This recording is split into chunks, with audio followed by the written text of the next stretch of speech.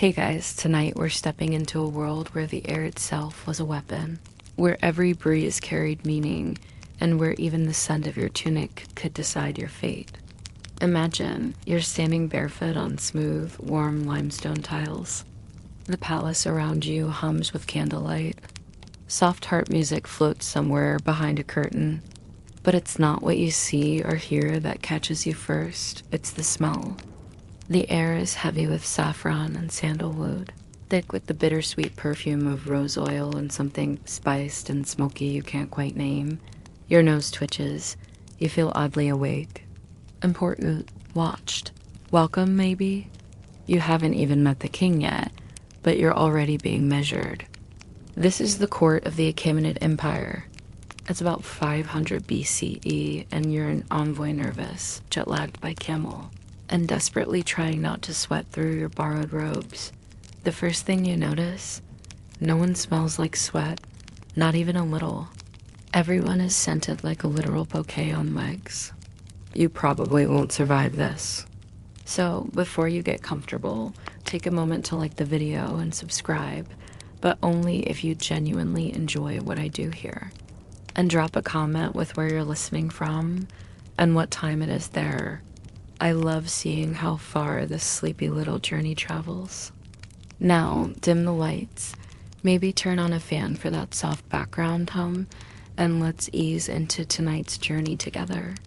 You shuffle forward, eyes adjusting to the flickering torches. A courtier glides past, leaving behind a ribbon of oud and crushed jasmine so potent it actually slows your feet. You look down. Are you stepping through a perfume cloud? Yes, the stone has been scrubbed with rosewater this morning, maybe twice. The Achaemenids, Cyrus the Great's descendants, believed that a clean, fragrant environment wasn't just pleasant. It was moral, righteous, and a way holy. The Persians took their Zoroastrian ideas of purity seriously. Fire was sacred, cleanliness was close to godliness. And pleasant smells, divine approval in aerosol form. It wasn't enough to look powerful, you had to smell like it. If your tunic carried even a whisper of garlic or goat, you risked being quietly shuffled out of court. You pass through another doorway, this one carved with winged bulls and lotus patterns, and you catch a whiff of something citrusy. Lemongrass? No, it's likely nard, an exotic oil imported all the way from the Himalayas, used sparingly. That scent? It's not just for ambiance, it's a message. You're in the presence of someone with deep pockets, vast trade connections, and the social awareness to know when to oil up and when to hold back. There are no written introductions here, no name tags. Scent tells you what scrolls never could. Historians still argue whether this elaborate perfuming culture came entirely from Zoroastrian traditions, or whether it was a patchwork part religious ritual, part borrowed Median custom, part old Elamite habit. What's clear is that by the time of Darius I, a visitor to the royal court was guaranteed an olfactory performance worthy of any Broadway musical, except slower and probably more flammable.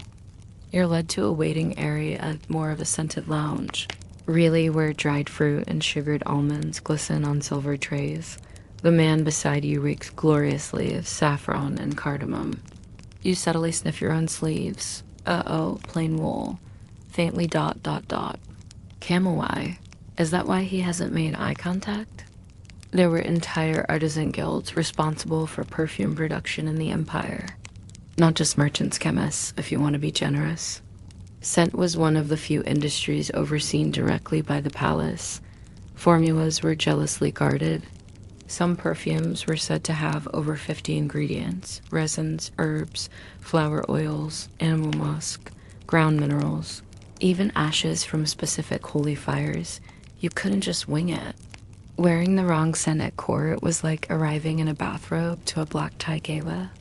And of course, everything had layers.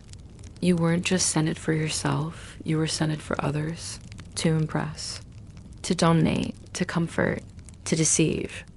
It's not a coincidence that the Greek word aromata, which just means things that smell nice, became almost synonymous with Persian influence. Even Herodotus, your favorite gossipy uncle of ancient history, wrote snidely about Persian men anointing themselves more than the women. Whether that was true or just a spicy cultural jab, it tells us how tightly scent and politics were entwined. In a way, your nose is your first diplomat.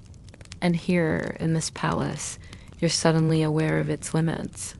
That floral note you noticed earlier, maybe that wasn't just perfume. Maybe that was the scent blend used only when envoys from your region visited, a kind of aromatic welcome mat. Did they do research on your homeland's herbs before you arrived? You're not sure whether to be flattered or unsettled. The more you breathe in, the more you realize this isn't just about smell. It's about memory, association, control. You are, quite literally, being manipulated through your nostrils. And honestly, it's working. The ambassador from Babylon walks in, reeking of frankincense and political tension. You wonder if his scent was chosen for him, or if he just travels with his own supply, like a well-groomed skunk. Either way, your head is swimming. And so is history's. We still don't know exactly what most of these perfumes smelled like.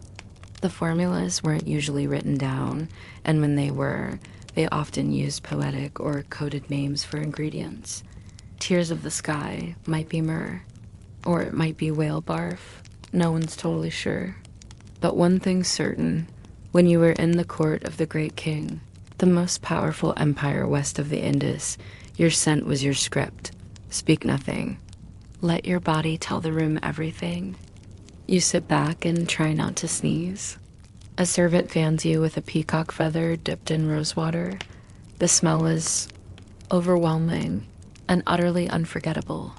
You're still sitting in that impossibly fragrant room, blinking through a haze of scented oils, and the deeper you breathe, the more you realize this entire palace is curated like a perfume, bottle-layered, designed, strategic.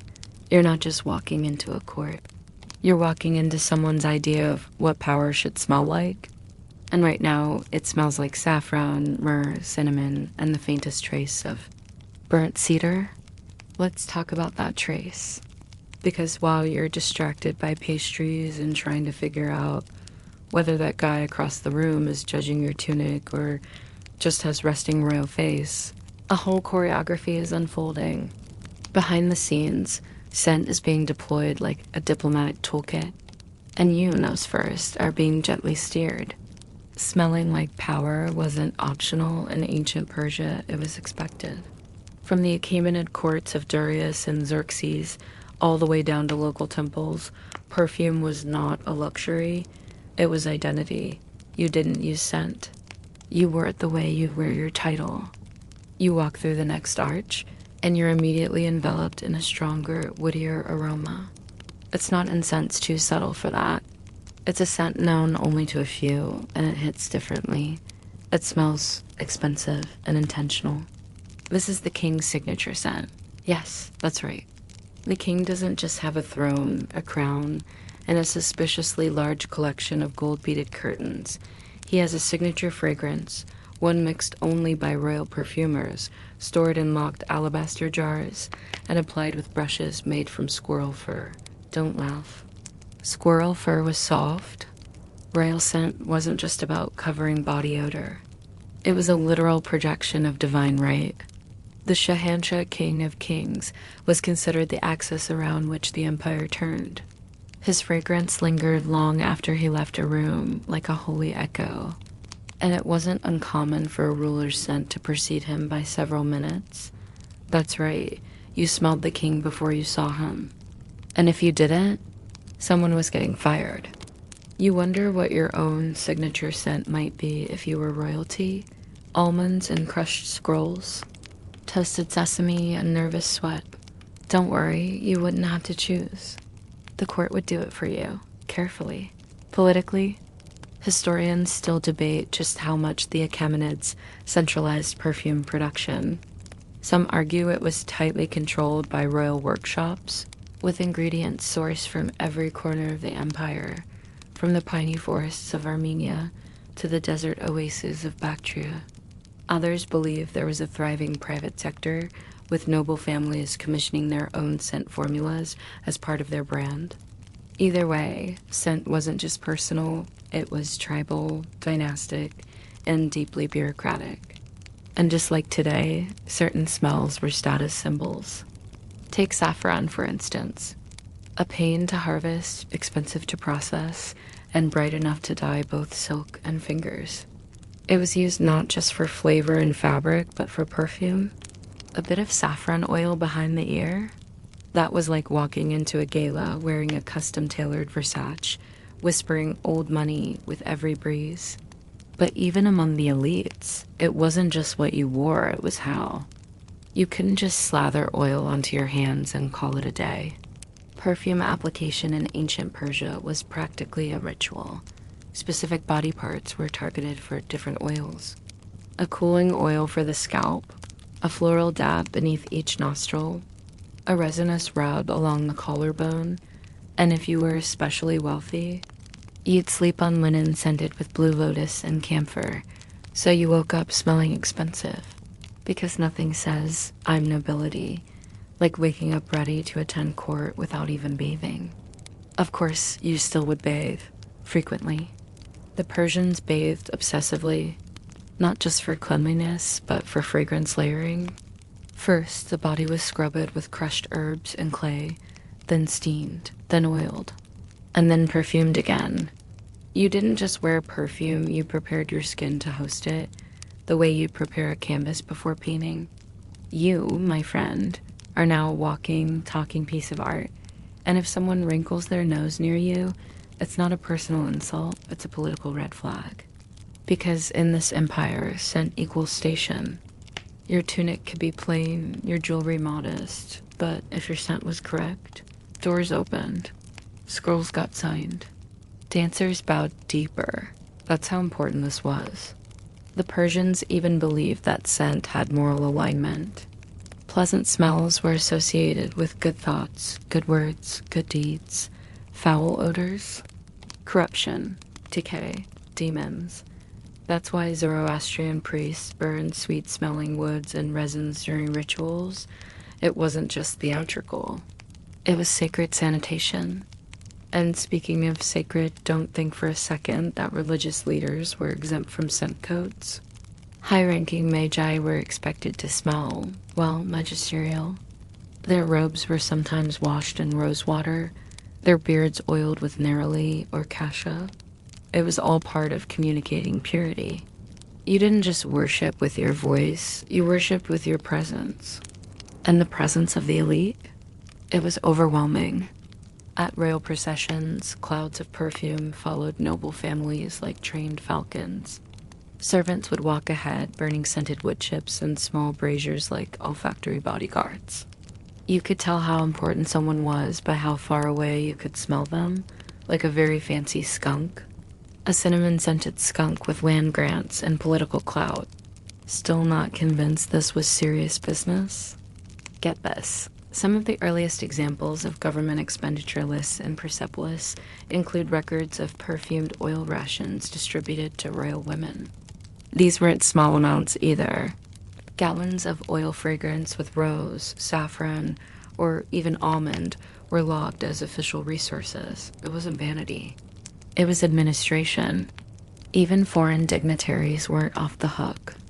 If you showed up to court unscented or worse, wearing a smell that clashed with the king's signature fragrance, you might be asked to freshen up. Politely, of course, but unmistakably. One Babylonian envoy reportedly had to sit out an entire ceremony after his myrrh-heavy perfume clashed with the cedar rose blend of the palace. Talk about awkward. That said, fragrance faux pas weren't just a risk. They were an opportunity. A clever noble might choose a scent specifically to challenge someone else's influence, like a whispered insult only the nose could hear. Imagine walking past a rival, doused in a rare, superior blend that just happens to smell almost identical to the king's perfume. Coincidence? Absolutely not. And good luck proving it. And sometimes, scents got political in an even sneakier way. There's some evidence that certain ambassadors were intentionally given flawed, Perfume blends before meeting the king just enough to subtly mark them as outsiders. Whether it was an intentional diplomatic snub or a test of humility, it sent a message. We control how you're perceived, even by your own nose. Now you're starting to understand. You're not in a court. You're in a sensory battleground, and your most powerful weapon isn't a sword. It's a bottle. You're now drifting deeper into the palace and sedated, maybe even a little tipsy on cardamom vapor and incense haze in your guide. Gestures silently to a doorway framed in ivory and lapis lazuli. Behind it lies a vast receiving hall where the satraps gather. Persian governors, the empire's appointed regional rulers, each with their own entourage, dialect, and most importantly, their own smell. Yes, welcome to the fragrant federalism of ancient Persia. You cross the threshold and the air immediately shifts. The scents don't clash, they overlap. It's like walking into a market where every stall is selling perfume and nobody's using labels. There's spiced honey from Sogdiana, citrusy balsam from Media, black lime from Egypt, and something rich and smoky that smells like someone melted a pine cone in a spice mill. You can't place it. That means it's expensive. This is how satraps showed their rank, not just with jewels or armed guards, but by curating their scent to represent both their province and their political loyalty. Some scents were even state-assigned. You're not sure who made the rules, but you're definitely inhaling someone's annual tax revenue right now. Historians still argue whether these perfume assignments were official or symbolic. Did the court distribute oils along with military orders? Was there a ministry of fragrance? That might sound absurd until you consider that the accumulated archives include inventories of incense granules, oil jugs, and the distribution of aromatics to particular temples and households. One thing's for sure, the use of scent in governance wasn't random. You spot a satrap from Lydia, his robes stitched with gold thread and his scent sharp and resinous, likely styrax, a tree sap burnt to impress. It's not just personal style. It's branding. His smell needs to say, I'm loyal to the empire, but don't forget, I run my own corner of it. And the man next to him? He smells like myrrh and maybe a whisper of dried citrus peel. Could be from Arabia or a clever fake. Hard to tell. But whoever he is, he's trying to smell expensive and mysterious. Remember, these governors weren't just political figureheads. They collected taxes, maintained military units, and ensured local loyalty. And if you're Darius or Xerxes sitting on a golden throne, halfway across the empire, you want those guys to smell invested, to literally wear their affiliation. It's harder to rebel when your entire body is soaked in state-sponsored saffron. And yes, some of the royal oil blends were so specific that you could trace a man's political status by sniffing his sleeves. Loyalty by nose. It sounds strange until you realize we still do this. Ever caught a whiff of someone's cologne and immediately assumed they were rich, reckless, or recently divorced? Same concept, just with more camels. At this point, a servant glides past, gently misting the air with something sweet and floral. You catch a few droplets. It smells like orange blossom and law enforcement. You've just been spritzed with the signature scent of Persepolis security. Because yes, even the guards had scents. These weren't your average foot soldiers. Royal guards, especially the elite immortals, were perfumed before official duties. Not only did this mask the inevitable smell of armor and sweat, but it also reinforced their aura. Imagine being arrested by a guy who smells like violets and sandalwood. You'd almost think him. The satraps, too, carried portable scent kits. Small vials tucked into belts or pouches, sometimes carved from ivory, other times just simple ceramic with wax stoppers. They could replay between meetings like ancient power touch-ups. And yes, this means there were moments of intense, silent competition. Picture a political standoff where neither man speaks, but both subtly reach for their oil flasks. The ancient version of fixing your tie at a debate. There's even one story those scholars aren't sure. How much is myth about a satrap who scented his tribute gifts so heavily that the king's court could smell his loyalty before the caravan arrived? That's the kind of olfactory politics we're dealing with here. You don't just pay taxes, you perfume them. And gods forbid your scent be off-brand. One governor in Elam reportedly lost favor after arriving at court with a pungent blend that interfered with the ceremonial incense during a festival. Whether it was intentional sabotage, a supply issue, or just poor taste, the result was the same. He was reassigned. Far away, to a province that probably didn't even have good incense trees. Let that be a lesson. This was a world where the margins between diplomacy, religion, and fashion blurred like overlapping smells in a closed room. The satraps didn't just manage territories, they curated scent identities. Their olfactory choices told 1,000 unspoken truths: who they were, what they valued, who they were trying to impress, who they feared, who they wanted to replace, and you. You're sitting there in the middle of it, wrapped in someone else's borrowed scent, half terrified of inhaling wrong. A courier rushes in from the western provinces, his tunic dusted with desert grit and his face streaked with sweat, but even he carries a scent token. A wax-sealed pouch around his neck, filled with crushed herbs and perfumed grains. It's a kind of ID, a nose pass, if you will. The guards check the seal, sniff the pouch, and nod him through. The empire is 5,500 kilometers wide, and yet somehow it smells consistent. That's not luck. That's bureaucracy, baby. Of course, not everyone was thrilled about this. Some of the satraps, particularly those from older dynasties or distant regions, resisted the scent standardization. They saw it as yet another way for the central court to dilute their identity. You can almost hear the argument. First they take our taxes, now they take our spices. Historians still argue whether certain rebellions were, in part, cultural pushback against this kind of symbolic assimilation. It's not unreasonable. When you make people smell like someone else's empire, you're not just asking for obedience. You're asking for erasure. But most went along because the benefits were too good. Smell right, and you get smoother trade routes, more favorable alliances, and the occasional palace invitation. Smell wrong, and you might find your next shipment of grain delayed. Now, imagine being a newly appointed satrap. You walk into court for the first time, knees trembling, head down. Someone hands you a robe, a scroll, and a vial. You ask, "What's this?" And they say, "Your scent profile. Congratulations." You're not just ruling a province. You're wearing one. You're starting to get used to it now, the way scent floats ahead of every gesture, how conversations happen on two levels, one with words and one entirely through the nose. You pass a brazier wafting warm cinnamon smoke, and it hits you how unnatural it feels to not smell like something specific. You're a blank slate in a world of walking signatures, and right now, you're following one of those signatures, a court perfumer.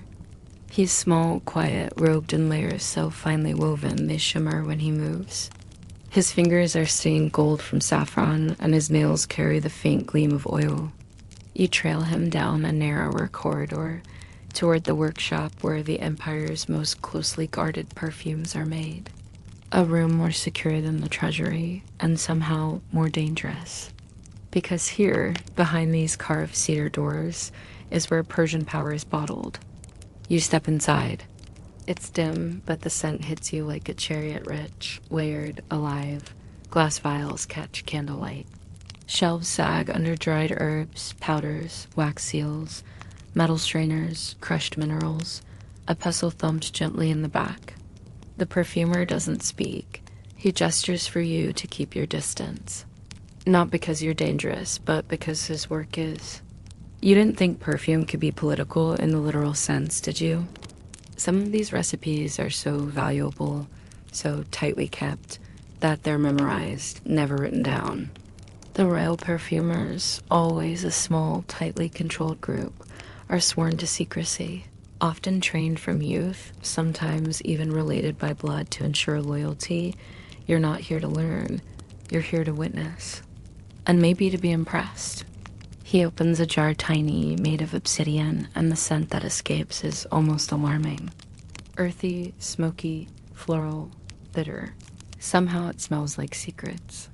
You feel it settle behind your eyes. That, he says softly, is the King's Night oil. Used only before dusk, applied to wrists and throat. Rumored to contain ingredients from 5 regions, including powdered lapis, orange peel, and something that can only be harvested at dawn from a tree that bleeds white sap. Of course, no one outside this room knows the real formula. That's the point. These perfumes weren't just nice smells, they were coded artifacts. You could embed messages into scent. A particular blend worn at a certain time meant readiness for alliance. Another hinted at mourning. Some applied in exact sequence over several days might tell a whole narrative known only to the court. Historians still argue whether these scent codes were formalized or evolved naturally. There's little written evidence, but plenty of poetic references. In one fragment of a 5th century BCE court song, a noblewoman is described as entering cloaked in saffron, whispering peace beneath clove. Was that just metaphor? Or an actual recognizable scent phrase meaning she's ready to negotiate? We may never know. But you can imagine it, an elite noblewoman arriving at court in complete silence, wearing 3-layered oils that communicate urgency, loyalty, and openness. No scrolls, no heralds. Just a scent that speaks for her, and then there's the dangerous stuff. Because not all perfumes were designed to please. Some were used to warn, to mark, even to curse. There's a jar here, Ref, unadorned, sealed in pitch.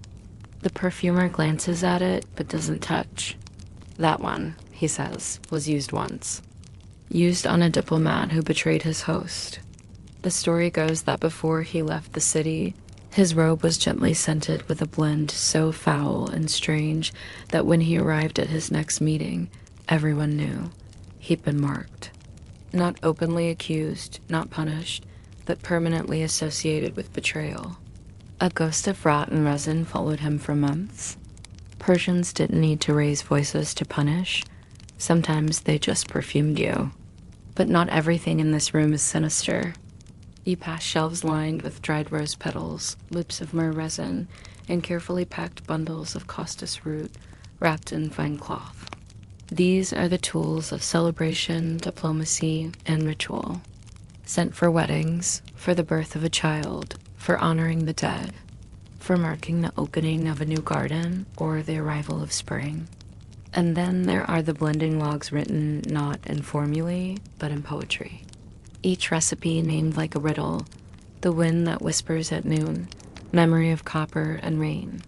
She who knows and waits. You ask what they mean. The perfumer just smiles. You'll know when you smell them. You believe him. It's hard to overstate how unique this is. While the Egyptians embalmed with fragrance and the Indians worshipped with it, the Persians weaponized it politely. This was diplomacy in the air, subtle, persistent, inescapable. You might resist a bribe. You might decline a favor. But scent, you breathe before you even think. The perfumer dips a tiny rod into one vial and lifts it to your face. It smells like a thunderstorm and burnt sugar. Somehow dot familiar. That one, he says, has no name. Of course it doesn't. This is the true art of Persian perfume. Not just the ingredients, but the emotion. These scents are designed to make you feel, to transport, to unsettle or soothe, to stir long-dead memories. The elite wore them to sculpt their presence, to project authority, elegance, mystery, but also to stay remembered. You might forget what a satrap said, but you'd never forget how he smelled. One last thing before you leave the workshop. You notice a shelf filled with tiny clay discs, all stamped with the seal of the royal court. Each one smells slightly different. These, the perfumer explains, are scent tokens used in place of traditional signatures. A satrap might receive a message laced with a certain scent, confirming its authenticity. No seal, no deal. Your head spins, your nose is exhausted. You've just met the quietest power players in the empire, and they didn't say a word. You think the perfumer, who nods but does not bow. He doesn't have to. In this room, he is royalty. As the door closes behind you, the scent clings to your robe. And for a moment, you feel important. You emerge from the perfumer's chamber feeling a little dazed, like you've just walked through a dream stitched together by 1,000 flowers and a few terrifying tree saps. But you don't have long to rest. You hear the soft clang of goblets from down the corridor, the muffled hum of a zither, and a sudden laugh that smells like roses soaked in wine. Ah, you found the Parthians? Well, not exactly. It's still the Achaemenid period for now, but what you're about to witness is the early version of something the Parthians would later turn into an art form, the perfumed banquet. You step through an archway into a vast, sunken courtyard. A fountain gurgles gently in the center, throwing droplets scented with rosewater and something spicy cinnamon. Clove, maybe cardamom ground into the pebbles lining the pool. Pillows line the floor, carpets glow in muted reds and blues, and the guests. They're practically melting into the cushions, glistening with scented oils and absolutely thriving. You find your spot and lower yourself onto a velvet pillow. A servant barefoot and silent places a goblet in your hand. It's chilled pomegranate juice, kissed with a drop of orange blossom water. Delicious, but it's not the drink that impresses you. It's the way the air itself is choreographed. Every 10 minutes, a servant walks past with a small silver brazier, fanning trails of incense that change with each course. First, frankincense and rose to stimulate the appetite. Then, a minty vapor to refresh the brain, as one guest puts it with a sleepy grin. Finally, a sweet myrrh smoke meant to anchor the spirit, so you don't drift off entirely during the poetry recitation. Clever. The Achaemenids didn't just eat, they performed hospitality. And scent was the invisible instrument playing beneath every gesture. You might not remember the name of the poet who recited 7 verses on the fleeting beauty of apricots, but you'd absolutely remember the moment his words were punctuated by a gust of saffron smoke from a nearby censer. Historians still argue whether these perfumed banquets were a regular court tradition or reserved for special occasions.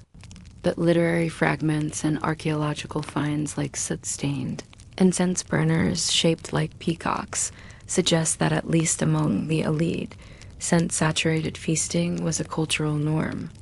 The fact that the tradition was later absorbed, amplified, and ritualized by the Parthians and Sasanians only strengthens the case.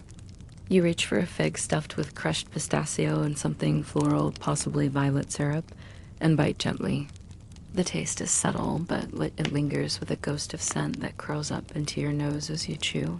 That's intentional. Certain foods here are designed not just for flavor, but to echo the perfumes worn by the hosts. Your tongue joins the conversation already happening through your nostrils. A woman next to you, noble, judging by the gold threading in her sleeve, leans in to compliment your scent. You thank her politely, trying not to betray the fact that your perfume was borrowed from a very kind servant who took pity on your unscented status. She smiles and says, "You smell like a diplomat." That's a compliment.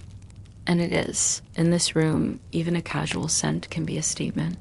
She, for instance, smells like warm amber and dried orange peel, a blend associated with autumn festivals in Elam. Is she signaling nostalgia, loyalty, a seasonal invitation to courtship?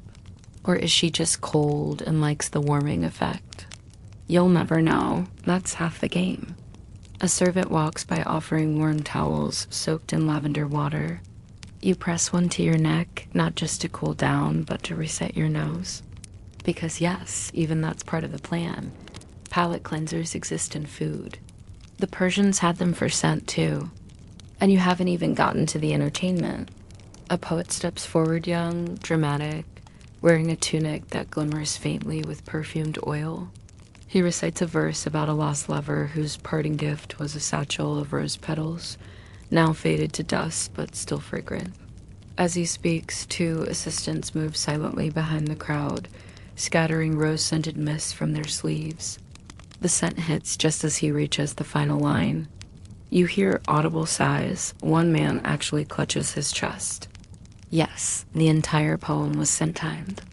This is emotional manipulation via the nose, and you're here for it. Of course, not all guests are impressed. At the edge of the courtyard, a slightly older satrap frowns into his wine. Maybe the rose-scented fog is too sentimental for his tastes. Maybe he's allergic. Or maybe he's just remembering the time a similar scent was used during a trade deal that fell apart. In a culture where smells are never just smells, the past is always in the air. And then come the dancers. 6 of them, robed in sheer layers, each spritzed with a different oil sandalwood: neroli, vetiver, jasmine, patchouli, and cinnamon. As they spin and weave between guests, their scents mix in the air, creating temporary blends, accidental perfumes. It's a choreography of motion and fragrance, and it's more powerful than any speech. You catch yourself wondering how much of Persian politics was conducted this way. Over pomegranates, poems, and perfumes? Historians suspect a lot. Alliances were likely softened during moments like this, when scent disarmed, when scent impressed, when scent lingered. There's a saying found in a half-faded tablet from the court of Artaxerxes I: a clean hand may lie, a clean scent cannot. It's unclear whether that's literal or poetic. Doesn't matter. The idea stands. By the time dessert arrives, almond pastries dusted in rose sugar, you're full, foggy, and floating. The combination of sweetness, scent, and soft harp music has melted the edges of the room. You're pretty sure you just saw a servant pour mint water directly onto the floor, for the smell, not for cleaning. And now you understand the real secret behind Persian banquets. It's not about the food, or the music, or even the wine. It's about the atmosphere, and that atmosphere is built, sustained, and guided by scent.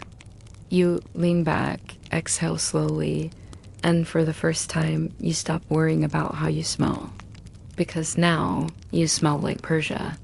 The next morning, you wake up still wrapped in the faint memory of sandalwood and jasmine. It clings to your tunic, hides in the folds of your sleeves. You could almost believe you dreamed the whole banquet, until a passing servant leans down and gently fans a puff of myrrh-scented smoke in your direction. Right, you're still here, still in the palace. And now, you're headed somewhere stranger still. The royal stables. No, not because you're taking a tour of Persian ponies, though. To be fair, they are beautifully perfumed themselves, but because this is where you're meeting one of the empire's lesser-known but remarkably influential figures, the Imperial Horse Center. Yes, that was a real job. You trail a quiet, broad-shouldered man in a pale wool cloak through a courtyard lined with horse pens. Each animal gleams in the sun, flanks brushed to a mirror shine. And just like the humans at court, these horses aren't just clean, they're fragranced. You catch hints of cedarwood, fennel, and even something tart like dried quince. The horse center notices your nose twitch and smiles. They hate smelling like sweat, he says, gently rubbing a balm under one stallion's mane. Makes them nervous. At first, it sounds absurd. But then he explains, horses, like humans, respond to scent cues, especially trained ones. Persian couriers and cavalry units had long learned that a calm horse runs better, rests faster, and bonds deeper with its rider. And the secret? Not just sugar cubes or singing lullabies. It's carefully blended fragrance balms. One of the sable boys waves you over. He holds out a ceramic jar sealed with wax and etched with a tiny cypress tree. This one's for battle, he says. For the horses and the men. You take a whiff. It's sharp pine resin, crushed laurel, and something musky that hits the back of your throat like smoke and metal. It smells ... alert, like marching orders. Turns out, scent was used not just for beauty or courtly games, it had a role in warfare too.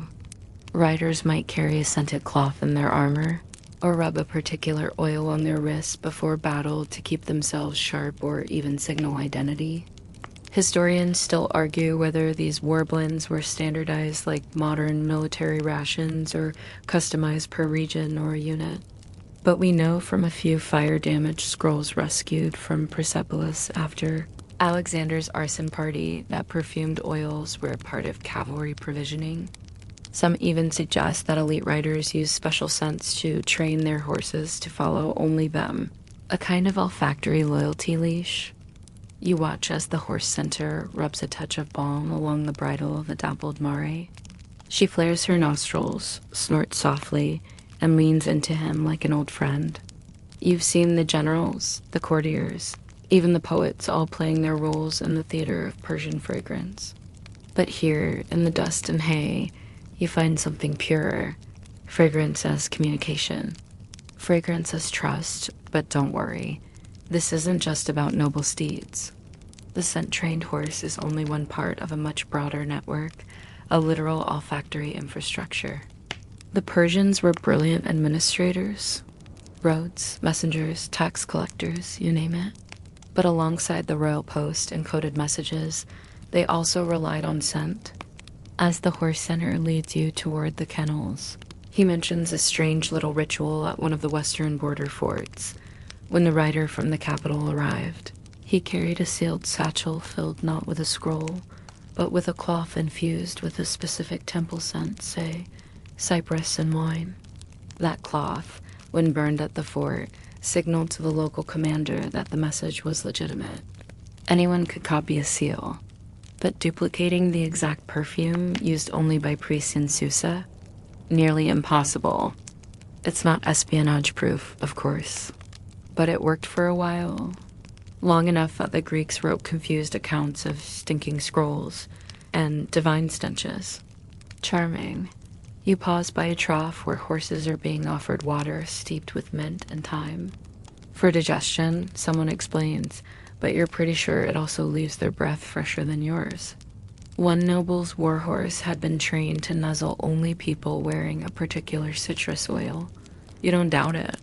At this point, you'd believe anything involving Persian perfumes, except that any of it was accidental. Back inside the stables, a low wooden chest is open just for you. Inside, dozens of leather pouches filled with dried herbs, bark chips, and what looks like tiny bundles of waxed flower petals. Each one, your guide says, is a historical formula. A scent with a story. This one helped the satrap avoid assassination, he says, tapping a clove-heavy sachet. They tried to poison his wine, but he smelled the oil shift when the cup was swapped. Could be apocryphal, probably is, but who cares? You're too deep in now. The idea that scent could save a life, win a war, or identify a traitor feels oddly plausible in this world. Still, the scent that lingers longest with you isn't the sharp oils or the spice blends. It's the simple one the scent master dabs on your wrist before you leave. Desert bloom, he says. It smells like warm stone, wind-dried thyme, and the first hint of rain on dust.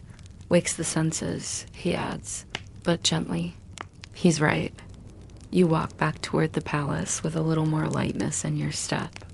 There's a whole world out there, one invisible but unmistakably present. And here, in ancient Persia, scent isn't an accessory, it's an architecture. It's how empires breathe. You barely have time to rub the last of that desert bloom oil into your wrist before you're summoned again. This time, not by a perfumer or a horse trainer, but by a scribe. An elderly man with ink-stained fingers and a long, sloping back, who ushers you through a corridor lined with polished tiles and hand-painted scrolls. You try not to look too surprised when he brings you not into a library, but into what appears to be a kitchen. A warm, humid wave of cinnamon and dates greets you at the door. And under it, barely noticeable, but definitely there is the unmistakable scent of galbanum, an earthy, piney resin favored by temple priests. It's here too. In the food. He sees your reaction and nods approvingly. Ah, you're smelling the stew. Wait, galbanum and stew.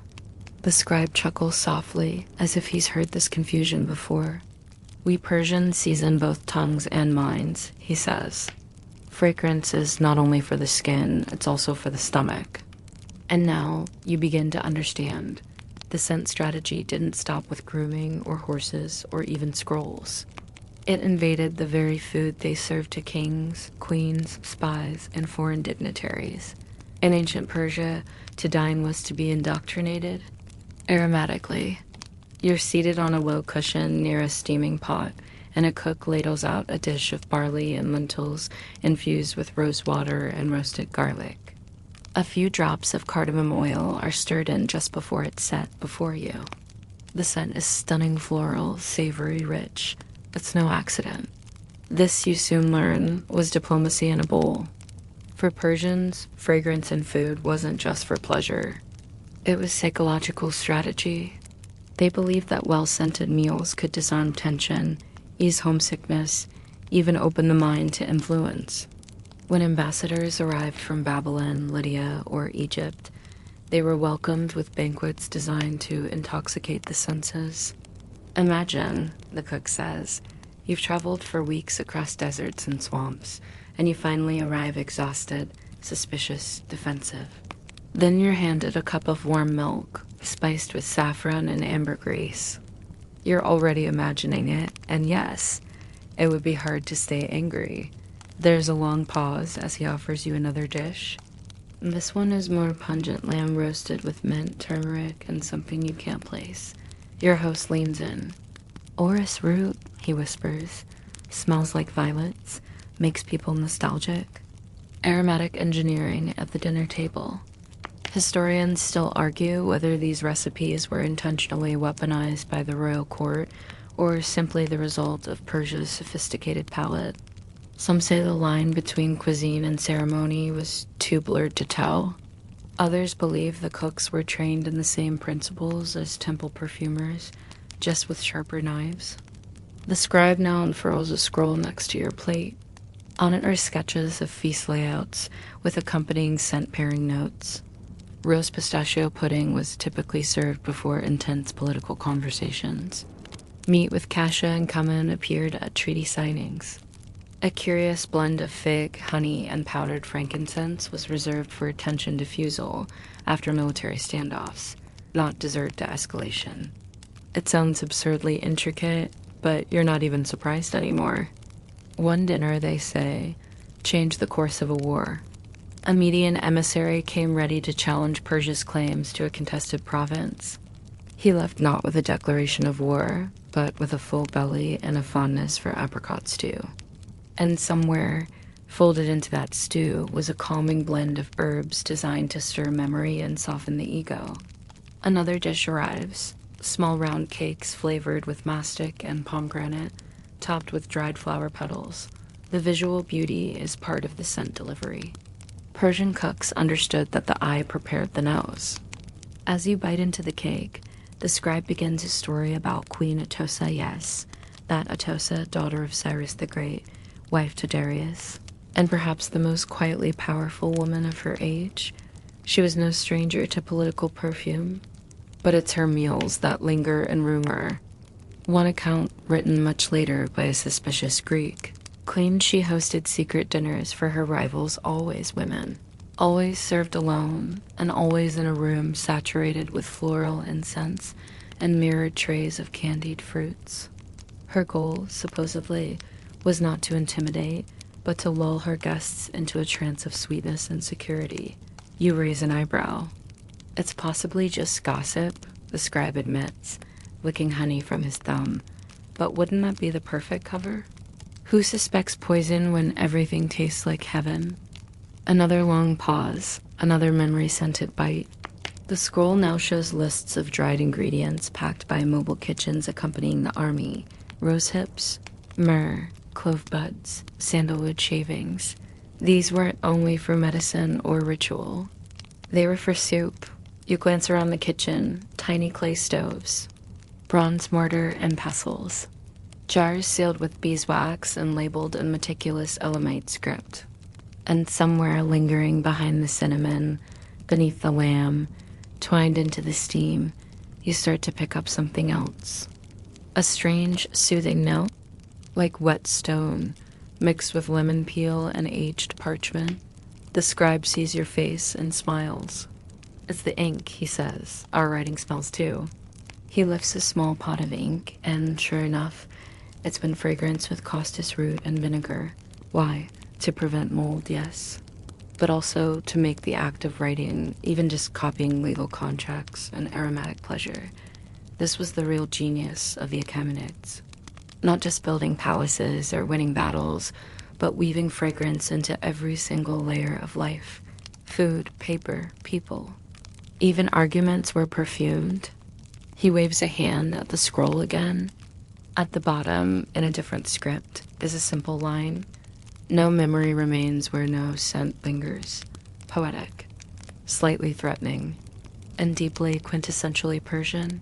You lean back, full of lentils and wonder. By the time you leave the kitchen, you're a little dazed, a little dizzy, and not entirely sure if it's the spice, the story, or the fact that a complete cuisine was built to whisper softly into your emotions. It occurs to you now that Persian diplomacy didn't smell like bureaucracy or bureaucracy at all. It smelled like cardamom and sugar. By now, you're starting to feel like everything in Persia smells like something, and not by accident. But as you wander back out into the sun-drenched walkways of the palace, past marble lions and vine-covered lattice, a new question begins to bubble up. What about the people who didn't get to enjoy all this perfumed luxury? Not everyone in the empire was a royal scribe or a banquet guest. For every noble bathing in saffron-scented milk, there were hundreds now. Thousands of ordinary laborers, servants, herders, water fetchers, and traders sweating their way through the brutal Persian summers. Did they have access to fragrance? And if so, what kind? You don't have to wonder for long. You're taken now to the outer edge of the royal grounds, where perfumed politics gives way to perfumed practicality. There, just past the citrus groves and olive presses, lies a marketplace, not bustling with gold or jewels, but with oil, resin, and herbs. The Persian bazaar of scent. And this place hums, not with voices, but with smell. Spicy, sour, sweet, burnt, fresh. One breath and your head swims. A vendor is boiling myrtle leaves to make foot balm. Another is grinding dried basil into a poultice for headaches. A third hawks beeswax tablets soaked in lavender and cedar oil pocket-sized, cheap, and sold as smell shields for camel drivers. You raise an eyebrow. Some jobs stink, says the seller, shrugging. This helps. It turns out the working classes in Persia weren't just passive nose-havers. They were inventive, resourceful scent hackers. And while their tools were simpler, no golden bottles or ivory-handled fans, they still used fragrance as shield, signal, and survival tool. Take the tanners, for example.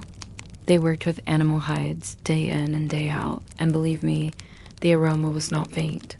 To cope, they tied bundles of rosemary and rue under their tunics and occasionally stuffed mint leaves in their nostrils.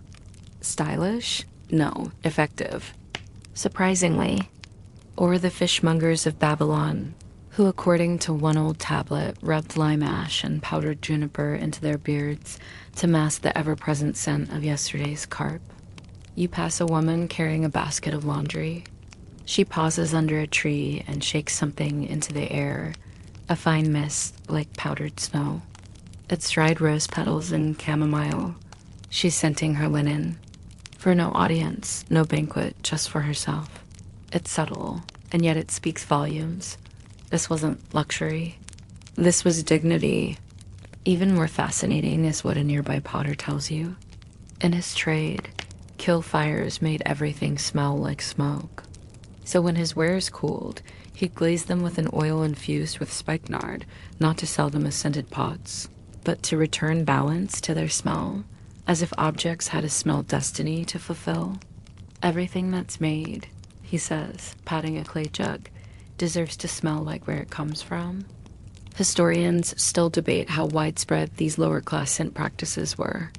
Some argue that most of the working population couldn't afford essential oils at all, relying on herbs and flowers. Others suggest that perfumed pastes and incense cones were distributed in small quantities by local temples as part of both hygiene and spiritual ritual. Whatever the source, it's clear that even far from the throne room, smell was a language people understood fluently. You stumble into a shaded alcove where children are playing. They're laughing as they toss scented balls of clay back and forth, essentially ancient perfume hacky sacks, made from mud mixed with dried lemon peel and coriander. When they hit the ground, they puff out a tiny burst of scent. One of the boys proudly explains it's a game and a deodorant. Can't argue with that. There's also a seller here offering tiny sachets of crushed pine needles and dried orange peel cheap, long-lasting and tucked into robes or hung above beds. These were the ancient air fresheners of the empire, the smell version of open windows and a breeze. Another seller offers wax beads soaked in frankincense to be heated over fire pits at home. For guests, he says with a wink, to make your tent smell like a noble's tent. You get the sense he sold a lot of these. You're handed one to try, and as it melts in your palm, the air fills with a golden warmth that clings to your sleeves. And there it is again, that quiet, invisible power. This wasn't about status or politics anymore. This was about comfort. You think about a soldier returning from months in the Zagros Mountains, sore and wind-chapped, stepping into his hut to the smell of his wife's cinnamon hand cream. Or a caravan merchant rubbing clove oil into his cracked heels and suddenly remembering the mulberry trees near his childhood home. Smell was memory. Smell was identity. Smell was home. There's one more surprise waiting for you. At the edge of the marketplace, tucked behind a cloth-dyed stall, sits an old woman with a tray of tiny carved amulets, small, porous stones soaked in resin. These, she explains, are scent charms. Not religious, not decorative, just personal. You choose one heart-shaped, deep blue. She presses it into your palm, and it releases a gentle wave of almond and cypress. It smells like walking through a forest in spring rain. What's this one for? You ask. She smiles. Sadness. You don't ask more. Even here, at the empire's edges, among farmers and fishers and fruit sellers, fragrance was not a luxury. It was a coping mechanism, an emotional anchor, a personal ritual. It helped people survive the grind of labor, the ache of homesickness, the heat of the noonday sun. And you begin to see the bigger picture. Persia's perfume culture didn't trickle down from the top. It flowed both ways, from the royal court to the goat herder, from the caravan priest to the laundress, from the marketplace all the way back to the emperor's halls. The entire empire smelled intentionally. And in this river of scent, everyone played a part. You leave the bustling scent bazaar behind and find yourself walking once more along the sun-baked paths that stitch together the Persian Empire like threads of golden silk. The wind shifts, carrying with it the fading ghost of rose water and cardamom. And as you breathe in, you realize you're not done yet, not by a long shot. Because now we come to the one thing Persians did that nobody else quite managed. They used perfume not just to please or to impress or even to endure. They used it to govern. You see it for the first time as you're ushered into the private receiving hall of a satrap, a regional governor, handpicked by the King of Kings. His robes are crisp white linen, but his scent hits before anything else. Cinnamon bark, crushed mint, and a faint trail of what might be blue lotus. It's commanding. Calming, weirdly ... persuasive. He doesn't raise his voice. Doesn't need to. This man smells like someone who gets what he wants. And as he speaks softly to a room full of petitioners, tax collectors, provincial scribes, irrigation engineers, you begin to notice a strange detail. Everyone who steps forward smells faintly of something specific. The taxman smells like sandalwood, the engineer like myrrh and lemon balm. It's not overpowering, just there, like everyone received the same olfactory memo. You blank. Welcome to Persia's perfumed bureaucracy. It's not as odd as it sounds. In fact, the more you observe, the more it makes deep political sense. With an empire that stretched from the Nile to the Indus, with hundreds of languages, belief systems, and customs to manage, the Achaemenids couldn't rely on words alone to unify their officials. So they relied on ritual, appearance, and yes, scent. Historians still debate how formal this system really was. There are no surviving scent codes etched in stone, but clay tablets and traveler accounts hint that certain departments used specific oils in ceremonial functions. A clerk attending the royal treasury might dab on a hint of cedar and cardamom, kingly scents associated with order and wealth. A diplomat on foreign assignment might be granted flasks of rose and camphor smells, known for calming hostility and opening the lungs, literally and metaphorically. And these weren't just symbolic. The psychological effects were real. Rose oil slows the heartbeat. Camphor sharpens alertness. Frankincense induces a feeling of focus and reverence. Persian rulers didn't need everyone to memorize a mission statement. They needed them to embody it. And so they scented them accordingly. You're taken now to a records, chamber-cooled, dim, and filled with rows of clay tablets and stylus carvings. A scribe is copying an edict onto parchment, his beard meticulously oiled with pomegranate seed and lavender, not for vanity, for discipline. He explains, without looking up, that lavender keeps him awake during long hours of writing. That pomegranate seed oil is considered a memory anchor. He speaks like a pharmacist, but his tools are fragrant. This is data entry, Persian style. Even the ink smells faintly herbal. Nearby, a temple administrator in his 60s rolls his eyes at all this modern fuss. In my day, he chuckles, we chewed frankincense before speaking to nobles. It clears the voice. And your soul. Then he offers you a chunk. You chew it. It tastes like burnt citrus and old pine, but yes, your throat does feel unusually smooth. The more you ask around, the more patterns emerge. Messengers were known to scent their cloaks with crushed basil and hyssop aromatics that supposedly sped movement and warded off fatigue. Military liaisons applied astringent oils before meetings to project firm resolve. One particularly committed tax inspector in Elam reportedly developed his own signature scent by blending bitter orange, asafoetida, and cloves. It kept people from lying, he claimed. Whether that was true or just wishful thinking, no one could argue that scent didn't shape perception. Imagine the impact. You enter a chamber smelling like cooling herbs and holy resin, and suddenly your audience leans in. You smell competent. You smell deliberate. You smell like someone who can't be shaken. You pass through a garden now, where two administrators are quietly arguing over policy while pruning bitter almond trees. Their voices are soft, but their robes waft strong notes of cypress and vetiver. One says these are justice oils. The other counters that real justice smells like wet clay and thunderclouds. Hard to argue with poetry like that. The Persian kings, of course, took things even further. Royal correspondence sent across mountains, rivers, and desserts was sometimes treated with scented wax seals infused with signature oils. That meant that even before a letter was opened, the receiver might already smell who it came from.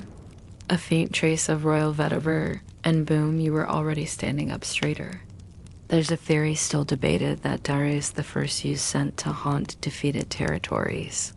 After quelling revolts in Egypt and Babylon, he ordered the same temple incense used in Persepolis to be burned in key sanctuaries in those regions, not to convert them, not to punish them. but to infuse them with the scent of order. It's part of what scholars now call olfactory sovereignty, the idea that power doesn't just need to be seen or heard. It needs to be smelled. And it wasn't limited to men. Records suggest that elite Persian women played a vital role in this scent-based power system. Queen Atossa, daughter of Cyrus the Great, was said to wear a personal blend of cinnamon, rose, and galbanum when negotiating with visiting envoys, not to seduce them, but to signal prestige, continuity, and control. The message was clear: I'm not just royalty, I'm dynasty. You make your way into a vaulted chamber where court advisors are gathered for an audience with the great king. Each has brought a scroll, a petition, or a decree. But the king? He brings nothing but presents and perfume. He wears a blend of saffron narrowly and oud so rich, it lingers in the air like a signature. As he walks past you, you don't just smell it, you feel it, like silk brushing across your skin. And you understand instantly, this is not just a man. This is a symbol. The perfume isn't an accessory, it's policy. And the deeper truth settles in. In ancient Persia, power didn't just speak, it wafted.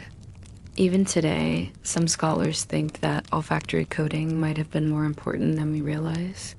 If your entire bureaucratic system rests on performance, memory, and interpersonal exchange, then scent becomes as vital as ink or coin. And in a world without digital records or telephones, a scented messenger or a recognizable oil might carry more weight than a stamped seal. So now, picture it. You're in a dim hallway. A man passes you and you catch a faint whiff juniper and vinegar. You know what that means. He's from the Treasury office in Ecbatana, and you do not want to be late on your taxes. You're starting to realize something funny. In this empire, you can almost tell what department someone works for by how they smell. You follow that vinegar and juniper trail a bit longer out of the palatial corridors and into the wider administrative complex. What you find is less a government office and more a perfume map of imperial ambition. There's no cubicles, no gray, no beige. Just courtyards, shaded galleries, and corridors echoing with footsteps and always, always the drifting presence of scent. Today's agenda: welcome to the training ground for future satraps, viziers, and royal scribes. That's right, this is where young men are trained to run the empire. They study law, record-keeping, logistics, diplomacy, and yes, you guessed it, scent theory. A young scholar leads you through a colonnade lined with stone urns, each sealed with beeswax. He picks one, cracks the seal, and lifts the lid. A puff of air hits you, spicy, bitter, cool. You know what this is? He asks. You don't. Discipline. He grins. Mint, asafoetida, and camphor. The standard scent for tax officers. It's sharp, smells a bit like regret, keeps you honest. You laugh, but then realize he's serious. In fact, students in this academy are expected to memorize scent associations the way you might learn flags or coat of arms. They're quizzed on it. What would a coastal customs official wear to a summit in the mountains? The instructor barks. Bay laurel and dried lemon peel, sir? Why? Signals maritime authority, sir. But with inland humility. You smirk, but it's brilliant in its own weird way. Where other empires would bicker over dialects or mistranslations, the Persians just wafted clarity, olfactory diplomacy. Historians still argue whether this training was widespread or limited to elite academies, but the evidence suggests that high-level bureaucrats were expected to wear their rank, not just in robes and headgear, but in fragrance. And that each scent told a story of power, geography, duty, or even failure. Because here's the kicker. Scent was also used to correct behavior. Mismanaged grain stalks. You might be reassigned to a region where your mandatory fragrance is made from bitter herbs and old grease, a kind of aromatic demotion. Do well, and you're granted rare resins from India or the Horn of Africa. Fragrances so expensive that just wearing them is a status symbol. You pass through another garden, now tiled fountains, rows of fig trees, and young advisors seated under awnings, reciting verses from the Zendavesta, not scripture this time. Guidelines on justice and civility. One of them rolls a tiny glass vial between his fingers. Coriander oil, he murmurs. Traditionally used before arbitration, it calms the stomach and steadies the voice. You ask if it works. He shrugs. Depends who's listening. Farther along, a retired court perfumer walks you through his old blends. He's kept careful notes written in looping Elamite script on cured gazelle hide. One formula catches your eye for dispute settlement between rivals in the north, equal parts bitter almond, rosehip, and vetiver. Heated gently, worn on the wrists. Do not inhale directly before speaking. Why the last note? He winks, because it might make you too calm. And then they'll walk all over you. That's the thing, this wasn't all about power projection. It was about balance. Knowing which note to lead with, which smell to wear when you're angry or nervous or bluffing. Imagine if your deodorant could win a lawsuit. You find yourself in a tiled study hall now, where students kneel over bowls of warm oil and crushed herbs, blindfolded. Their instructor paces the room. What do you smell? Bitter orange. Too easy. And? Bergamot? Maybe ash bark? Good. And what does it mean? A pause. East-facing provinces, harvest season. A time of reassessment. He claps once. Correct. It's easy to laugh. But remember, the Persian Empire didn't survive by accident. At its height, it ruled over 44% of the global population. That's nearly half the ancient world, held together not just by swords and taxes, but by shared rituals, rhythms, and yes, scents. It worked because it felt like it worked, and feelings, those start in the nose. One royal courier recounts, in a surviving fragment, that he could tell which royal outpost he'd reached by the scent of the entry chamber alone. In Sardis, he wrote, the floors are scrubbed with sage and lime. In Babylon, cinnamon smoke lingers even when no braziers burn. But Persepolis smells like the hand of Ormuzd himself sandalwood and the first thunderstorm. Poetic, yes, but also branding. Just like today's companies use logos and jingles, the Persians used incense and perfume to imprint memory across thousands of miles.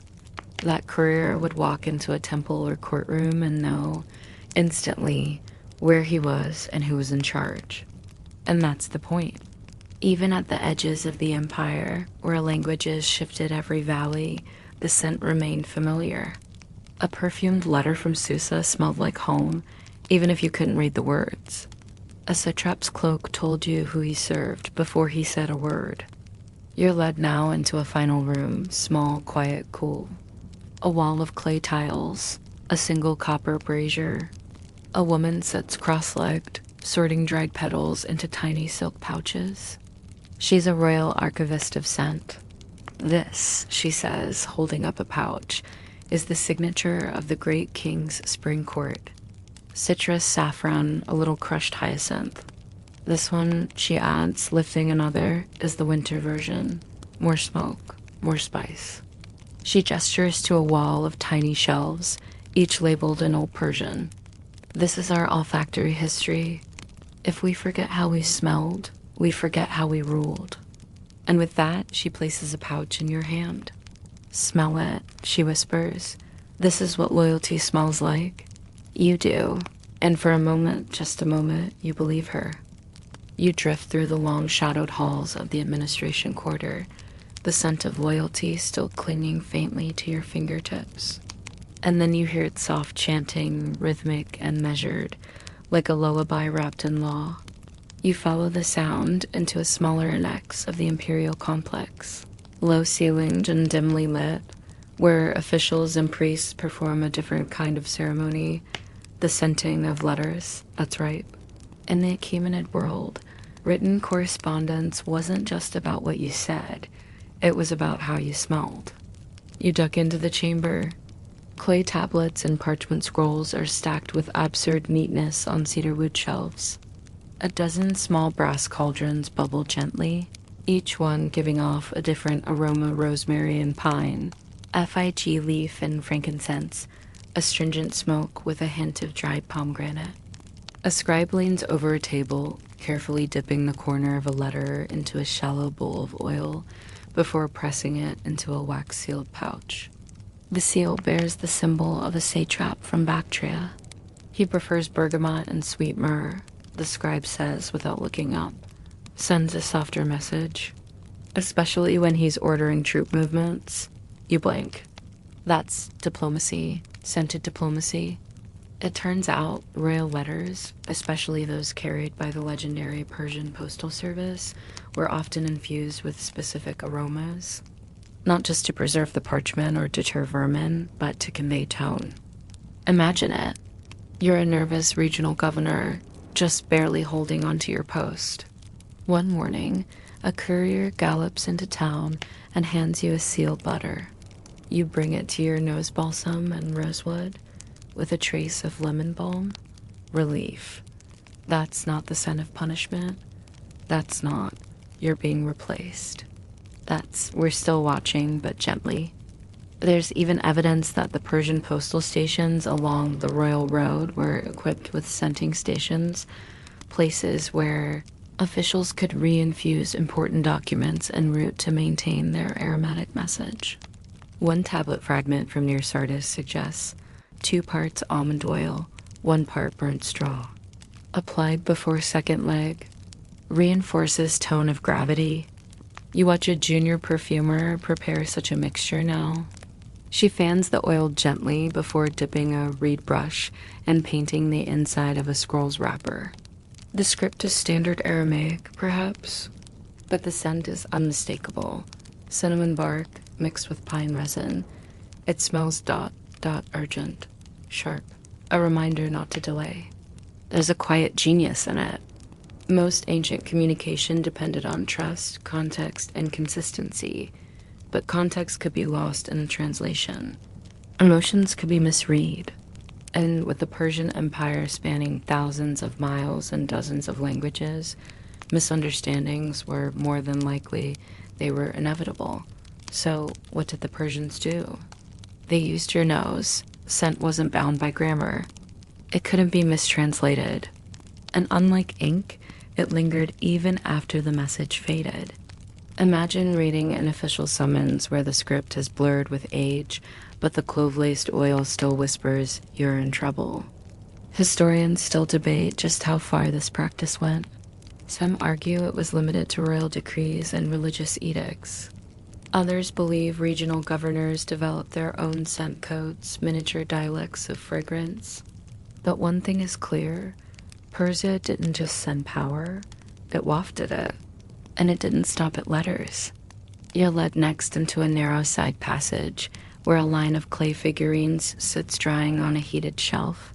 These aren't toys. These are scent tokens, small, hollow idols infused with specific perfumes and handed out at temples, courts, and seasonal festivals. Each one carries a different mood. One smells like anise and sandalwood used during peace accords. Another, musky and sweet, was distributed at royal weddings. The faintest, oddly metallic one, it was part of a mourning ritual. A reminder that grief, too, has its own fragrance. You pick one up.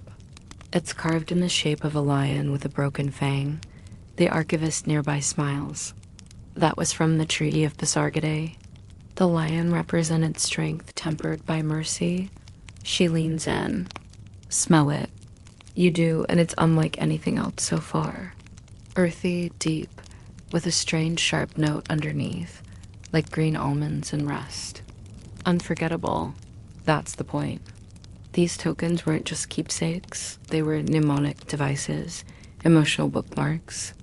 A traveler might carry one from temple to temple, drawing it out in moments of doubt or decision. Or a provincial noble might inhale it before walking into court, reminded of the solemn agreement it represents. The Persians had discovered what modern marketers and therapists are only now relearning: Scent is memory's anchor. You're beginning to see the empire less as a map and more as a network of aromas. From palace antechambers to hilltop shrines, from caravanserais to battlefield tents, each node carried its own olfactory code. Not in isolation, but as part of a shared sensory language. Which brings us quite naturally to the battlefield. The next chamber is cool and dim, its walls hung with faded standards and dented helmets. Here, the scent of empire takes on a different tone, less ceremonial, more survivalist. You're introduced to a grizzled quartermaster who once served under Darius himself. He laughs at your surprised expression. What, you thought we only wore perfumes to court? No, friend. The army had its own blends. You'd be surprised how important smell becomes when you're marching 50 miles on foot. He lifts a chunk of blackened resin from a pouch and holds it to your nose. It smells like dirt and dried blood and something tangy vinegar. Tamarind? This was for pre-battle rites, he says. We'd anoint our shields with it. It smelled like death. But that was the idea. To remind us what we were walking into. You ask if it worked. He shrugs. Depends. Sometimes it scared us more than the enemy. But not all scents were about intimidation. He shows you another blend stored in a tiny bronze box. Lavender, thyme, and a hint of honey. Soldiers would rub it into their hair before entering a new village, especially if they were supposed to be liberators. The smell said, "We're not here to burn your fields." One rare scroll from the time even details a multi-scented campaign strategy aromatics, assigned not just by region, but by military objective. Offensive maneuvers carried sharper, more acrid smells. Defensive postings used calming blends to keep soldiers alert but steady. Night raids? A curious combination of fennel and ash said to heighten hearing. Of course, not every general bought into it. Some called it nonsense, superstition, a distraction. But others swore by it, and the consistency of these practices across widely scattered units suggests that, official or not, the use of scent had become embedded in Persian military psychology. Back in the chamber, you're handed a final vial. This, the quartermaster says, is victory. You unstopper it, and your senses are flooded. Spikenard, citrus, burned cypress, something cool and minty beneath it all. It smells ... complicated, like relief, fear, pride, and exhaustion rolled into one. And that, he says, is exactly the point. You're not quite sure how much time has passed. The air still carries the ghost of that victory blend spikenard and citrus dancing faintly behind your eyes. You walk slowly now, as if the ground itself were infused with oil. And in a way it was. You pass through a wide arch into the next wing of the complex, one clearly not built for courtiers or soldiers. This is the bureaucratic heart of the Persian machine. Rows of low writing desks, shelves of reed pens, tall stacks of tablets and scrolls. The scent here is subtler, less ceremonial, more functional. Parchment, beeswax, ink. But there's something else, something pleasant, like nutmeg and burnt fig. You realize you're in the office of the royal recorders, the literal scent of empire. Here, scribes don't just write history, they perfume it. A low-ranking administrator ushers you toward a table, where a young woman carefully rolls a scroll closed and taps it with a small seal, not wax resin. Amber resin, soft by hand, mixed with myrtle oil. She gently presses it closed, lets it cool, then slips the scroll into a silk pouch that smells faintly like mint tea. You raise an eyebrow. Finance, she says simply. All treasury communications carry a light spearmint oil. Helps differentiate them from the military's clove blend. Also, mint reminds people not to panic. You nearly laugh, but honestly, that's kind of genius. And it turns out this wasn't just color coding for fun. In an empire of more than 25 million people, where information had to pass across deserts, mountains, and rival courts, scent became a categorization tool. Not every satrap or royal secretary was literate, but almost everyone had a nose. So officials created a kind of aromatic shorthand. War notices had their scent, religious decrees had another. Land grants? Lightly smoked rosemary. Legal disputes? Bay leaf and vinegar. And tax records. Those were universally scented with a blend of dried fig and sharp pine. Smelled a little like burned toast. No wonder they were so unpopular. Now, you may be wondering, how do we know this? Fragments of wax seals and oil-soaked scroll fragments from Achaemenid archives, many unearthed near Persepolis and Susa, still carry traces of these oils. Historians are only recently beginning to reconstruct the empire's scent-based filing system. Some even believe early archivists had roles more like perfumers than clerks. You step over to an older man hunched over a sealed jar. He opens it, revealing dry pods and crushed petals stored in linen. Myrrh for law, saffron for noble birth. Spikenard for death, he murmurs. You ask about the jar's contents. This, he smiles, was used on royal pardons. A complex blend, rosewater, cinnamon, and a hint of cardamom.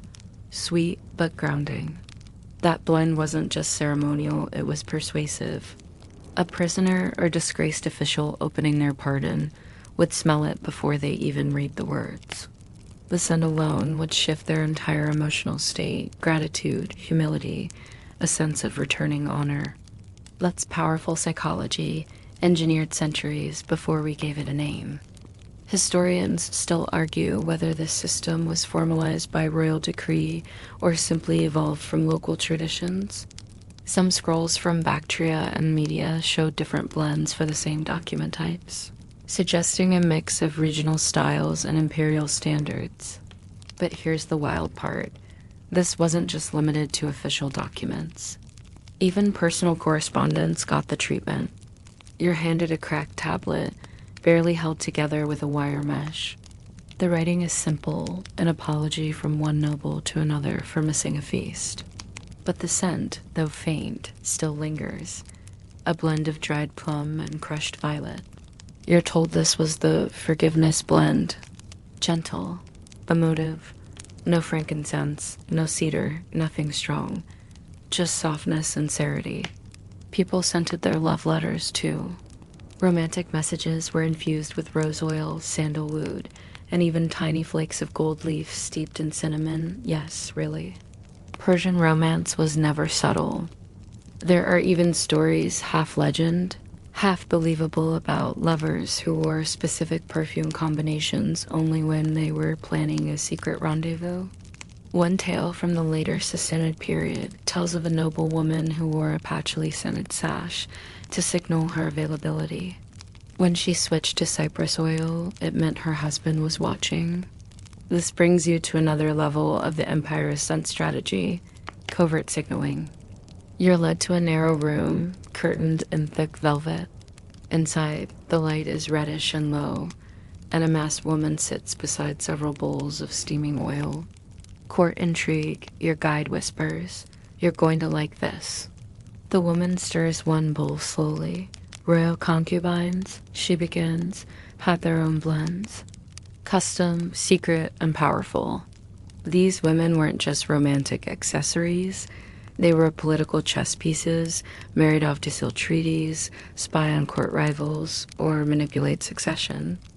Their perfumes were layered, top notes of familiarity, mid notes of reassurance, and base notes of control. One blend might calm a jealous prince. Another might put a whisper in a king's ear. And unlike words, scent couldn't be quoted later or overheard behind a curtain. You ask if these scents ever backfired. "Oh yes," she chuckles. One concubine tried to poison a rival by lacing her perfume with a bitter almond extract. It failed. Her scent was too strong. The king noticed. She was dismissed by sundown. You can't help but imagine it. Court women walking past each other, exchanging pleasantries, each wearing a message too complex for speech. The entire harem a web of floral espionage. And these weren't isolated traditions. Even visiting emissaries knew the rules. Before entering court, they were offered oils not just as gifts, but as subtle instruction. A little spikenard if the meeting was tense, lavender if it was meant to be conciliatory. A particular emissary from the kingdom of Lydia once refused assent and was denied audience entirely. One whispered story tells of a satrap who received an unsigned message with no written words, only a pouch of dried orange peel, dusted in ashes. The meaning? Your future is bitter and burning. He fled his post within the week. At this point, your head is spinning. You've walked through armies, courts, archives, bedrooms, and every case. The story is told not with trumpets or scrolls, but with smell. You lean against the wall, overwhelmed, and realize even this room has its own blend. Something grounding, warming, a mix of oud and fig and sandalwood, meant to keep you anchored in the swirl of history. Because that's what this entire empire was, an olfactory library, a kingdom of invisible ink, a government run partially through your nostrils. And while other empires wielded swords or built statues, the Persians quietly, carefully built their legacy through oils and ash and rosewater, not because it was luxurious, but because it worked. You slip quietly through a narrow door behind the velvet-curtained room, and the air changes again, less regal, less curated. It's earthy now, thick with oils, resins, and something almost metallic. You blink through the dim haze of lantern smoke and find yourself in what appears to be a workshop. This is the Perfumers Guild, hidden just beneath the palace, where scent stopped being poetry and started becoming science. You don't see golden vials or jeweled pots. You see stone mortar, stacks of pressed clay, bundles of herbs hung upside down to dry. An old woman in a soot-dusted robe grinds something with astonishing precision, humming to herself in a rhythm you suspect she's been repeating for decades. Someone hands you a stick of hardened resin frankincense, but cut with something bitter, maybe oak moss. It's pungent and sharp, and your nostrils react before your mind does. Your heart thumps once, involuntarily. That was not meant to be relaxing. A man nearby smiles and says, "That one was used before battle." Of course it was. This place, you realize, is where perfumes were not only made, but tested, refined, strategized. Each formula was an equation. Sandalwood plus rose might calm a nervous guest, but add too much myrrh, and it turns funerary. These artisans walked a tightrope of cultural memory, chemistry, and psychology. They were engineers of atmosphere. The leader of the guild is a broad-shouldered man with ink-stained fingers and a long burn scar down one forearm. He greets you without ceremony and starts speaking before you can even ask a question. "We invent memory here," he says. "The king tells us how he wants to be remembered. We make it stick through the nose." You're a little stunned by the bluntness of it, but he's not wrong. Every public event, every ceremony, every act of diplomacy or judgment had its own scent profile designed here, tested here. If the king wanted to be remembered as merciful, his edicts were dipped in chamomile. If he wanted fear, his royal guards burned a blend of cedar, pepper, and sulfurous myrrh before parading through the streets. One scent, one memory. No need for a speech. You ask how they tested these blends before use. He gestures toward a corner where small clay dolls, no more than 6 inches high, stand in rows. "Nose dolls," he says. They absorb the blend, then we walk past them for days. If the scent turns sour or reminds us of illness or death, we start over. You wonder aloud if that's superstition. He shrugs. Memory is mostly smell. The nose doesn't lie. You sit near a low bench where 2 apprentices are combining citrus peel with honeycomb wax. The mixture is being folded into small paper packets like tea sachets. These, you learn, are travel blends, carried by emissaries to distant satrapies, designed to trigger familiar emotions when opened. A homesick general could open one and feel for a moment, like he was back in Persepolis. A tense border governor could sniff one before delivering a hard decree and feel the authority of the court on his shoulders. It was portable statcraft pressed into wax. There's even a special name for these blends, buxina, reminder scent. You hold one to your nose. It's soft almond, cinnamon, and something musky, maybe saffron. It's supposed to evoke the hall of 100 columns where justice is administered. But for you, it smells like the world's coziest bakery. You suppose that works too. Now, here's where it gets stranger. This scent strategy wasn't only used for politics, it extended into architecture. Yes, buildings themselves were scented. Not overtly, you wouldn't walk into a Persian palace and be hit with a cartoon cloud of perfume. But the wooden beams of some audience halls were rubbed with cedar oil. Curtains were dusted with orris root. Even the very stones of ceremonial steps were sometimes washed in lavender water. It wasn't about fragrance, it was about mood engineering. Scent controlled how you felt before you even knew where you were. The floor mats in the royal nursery, lined with chamomile and crushed poppy petals. Not just to lull infants, but to keep the nurses calm and quiet too. The royal stables, laced with sharp fennel and basil to mask unpleasant odors and prevent pests. Even the prison cells below Persepolis had their own olfactory profile, a faint blend of pine and vinegar, enough to sting the eyes but not overpower the will. And still, historians argue whether this was a centralized practice or a cultural norm that evolved naturally. Some say it was simply aesthetic, they like nice smells. Others insist it was deliberate statecraft. After all, a kingdom that can control what you smell is already halfway to controlling what you think. You climb a narrow stair to the roof, where open-air urns are smoking faintly under the night sky. This, you're told, is the wind tower. Here, dry breezes are infused with subtle perfume and carried through the palace by a network of tunnels and shafts. Passive cooling, ancient air conditioning laced with meaning. Some believe the winds were seasonal and coded. A jasmine wind in spring meant fertility and marriage alliances. A peppery wind in fall meant war or expansion. Even the wind had its own whispering grammar. By now, it's hard to know where your own memories end and theirs begin. You think of a soldier standing before the king, trembling, breathing in clove and musk from the ceremonial incense.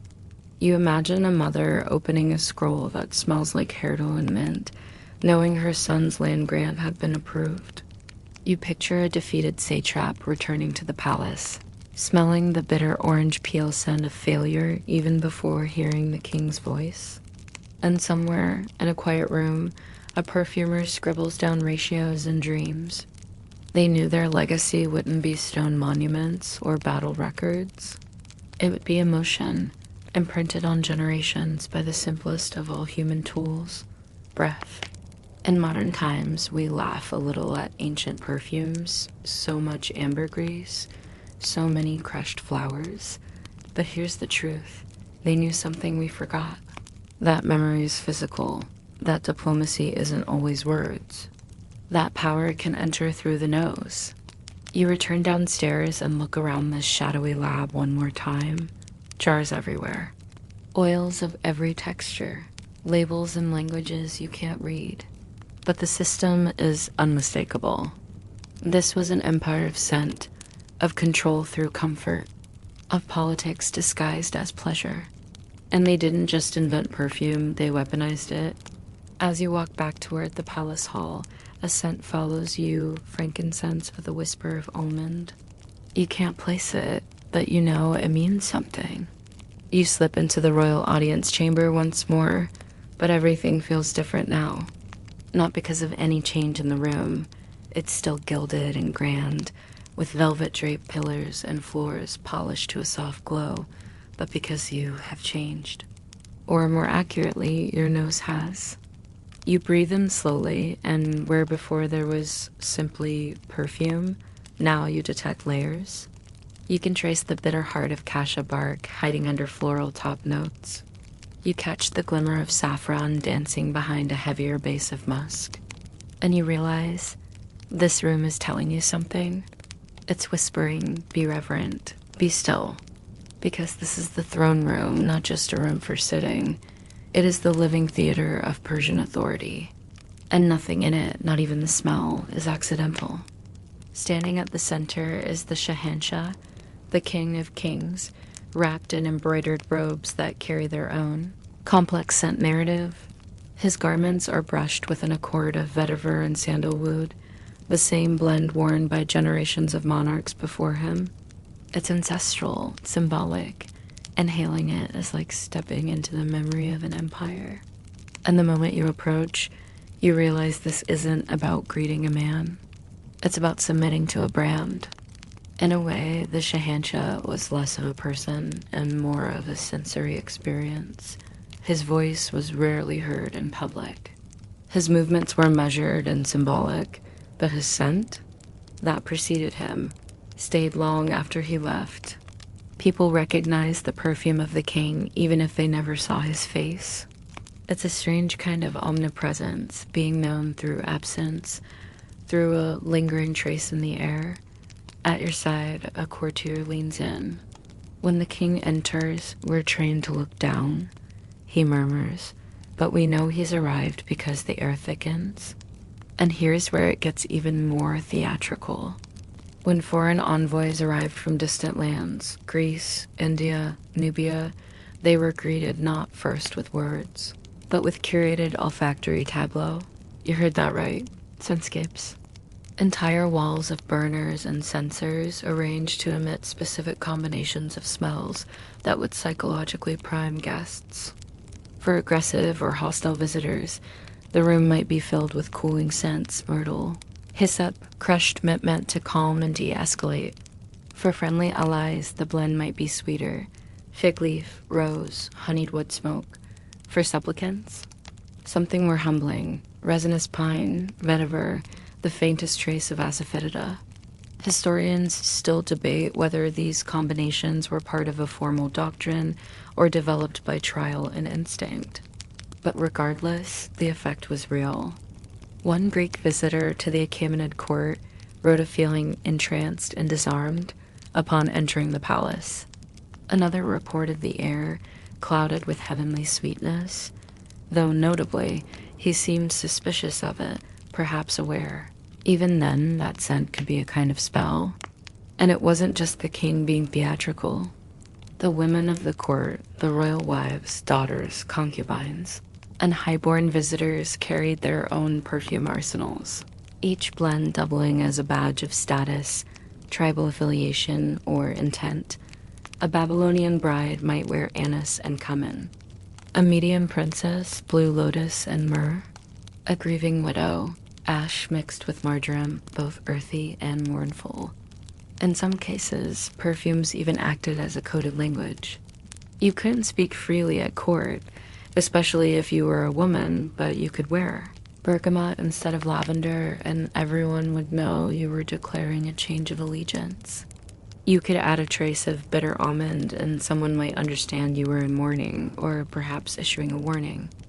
There are even whispered tales of women weaponizing perfume, more literally lacing their oils with mild toxins or irritants. Not enough to kill, just enough to cause a rash, or a coughing fit, or perhaps a small dizzy spell at a crucial moment in a negotiation. It wasn't just flirtation, it was strategy.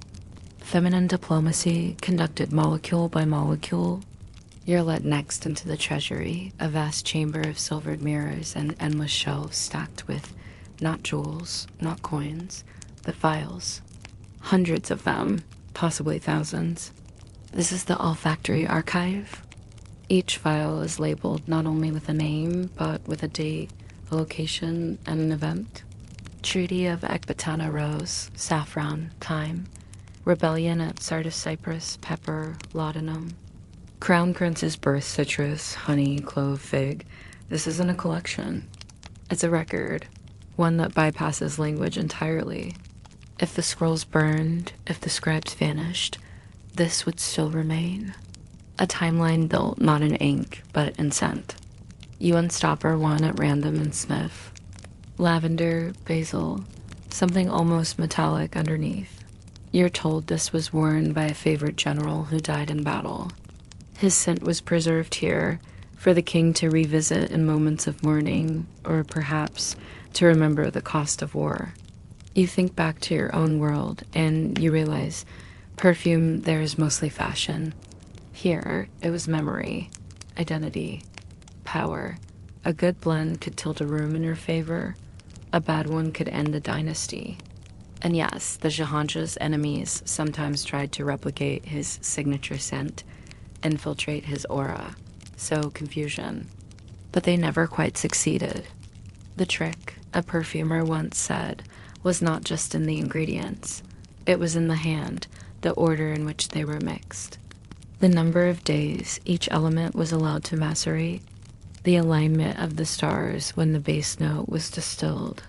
Whether or not that last part is superstition, you can't say. But here's what you do know. For the Persians, perfume wasn't just elegance. It was infrastructure.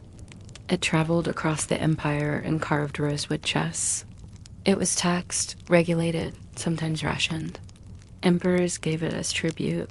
Governors bribed with it. Lovers passed it secretly in the folds of letters. Even justice could be scented. Royal decrees carried wax seals infused with the court's signature blend.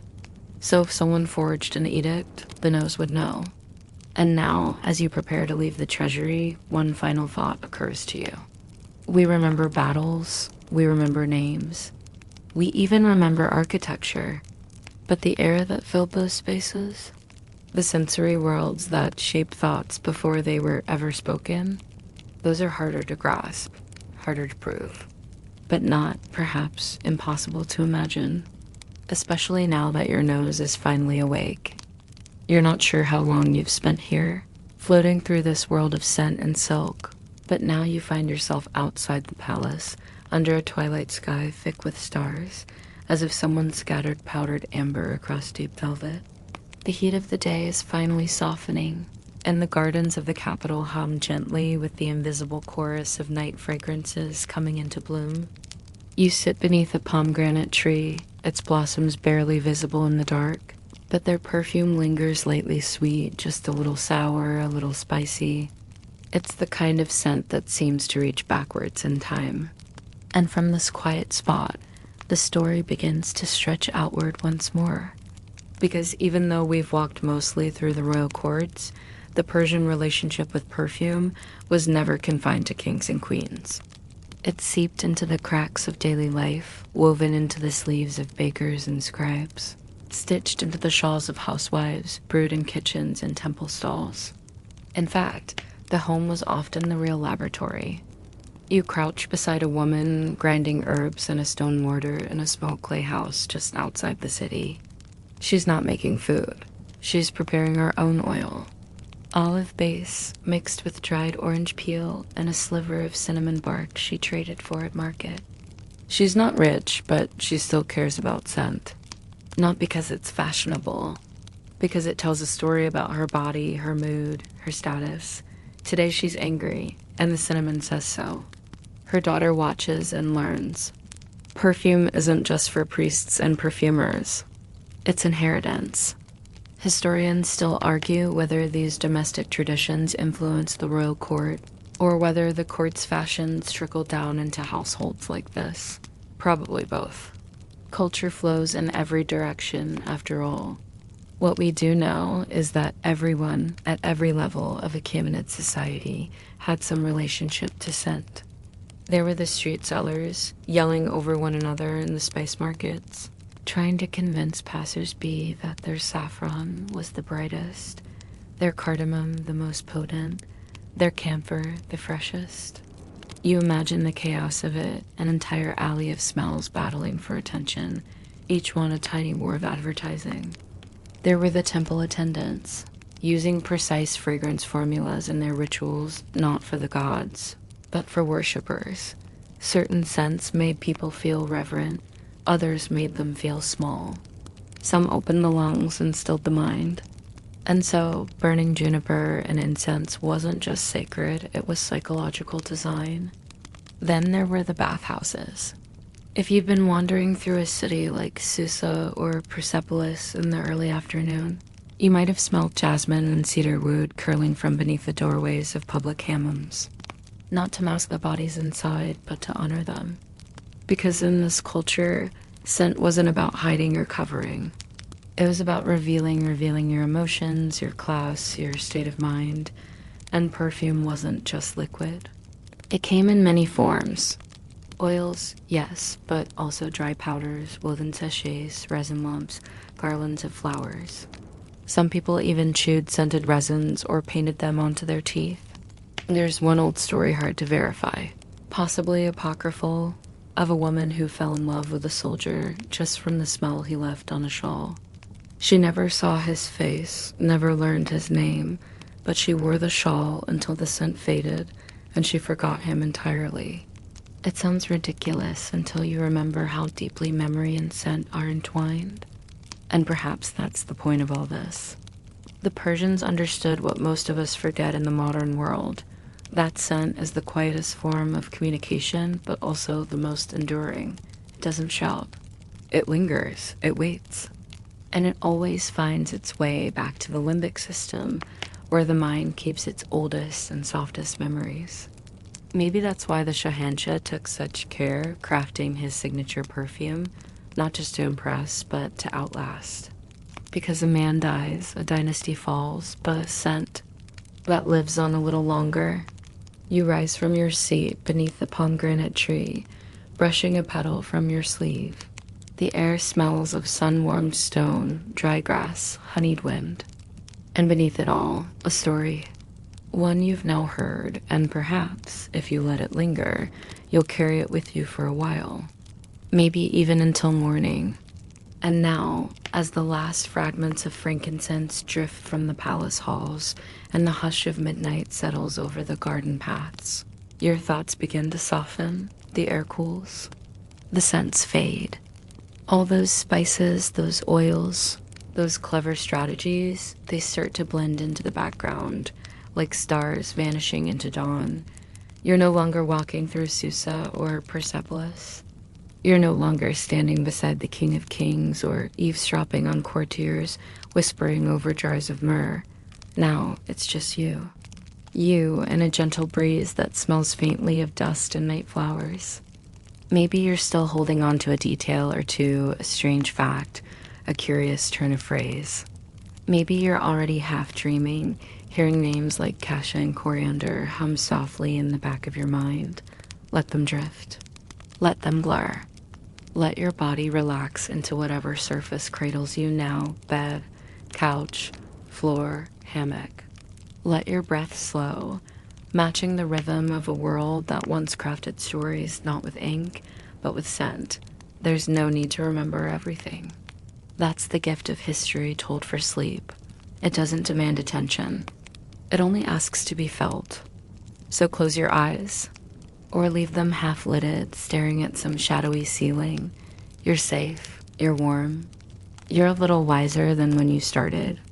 And tomorrow, well, the perfumes of Persia will still be there, bottled in the past, waiting. But for now, sleep.